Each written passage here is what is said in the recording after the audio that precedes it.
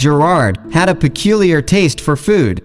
Julie discovered early on that he had an affinity for treats of all kinds.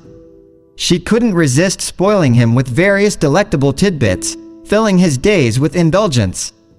At first, Gerard was content with the occasional treat, savoring each morsel with delight.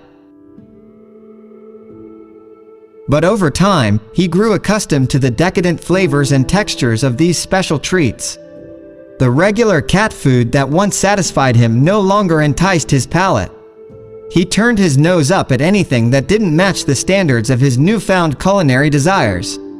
In an effort to please her beloved companion, Julie started buying more expensive treats, hoping to reignite Gerard's interest in regular cat food.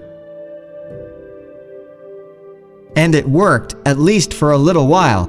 Each time she introduced a treat of a higher order, Gerard's excitement would briefly return, but it wouldn't be long before he grew bored and craved something even more extravagant.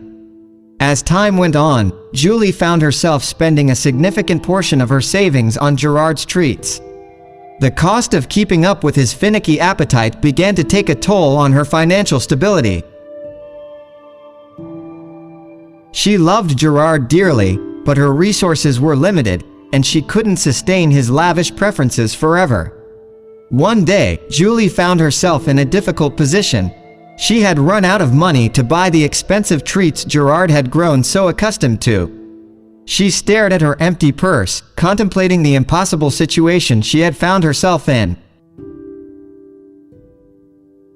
With a heavy heart, she resigned herself to pouring a simple bowl of regular cat food, fearing Gerard's reaction. As Julie placed the bowl in front of Gerard, his eyes widened with disbelief. The enticing aroma he had become accustomed to was nowhere to be found. His face contorted with anger, his green eyes glowing with fury. He let out a loud meow, followed by a menacing hiss, shocking Julie to her core. Trembling, Julie watched as Gerard circled the bowl, refusing to eat. Days turned into a week, and still, Gerard's hunger strike continued. Julie grew more and more concerned, fearing for Gerard's health. She contemplated taking him to the vet, desperate for a solution. But just as she was about to make the call, she witnessed something unexpected.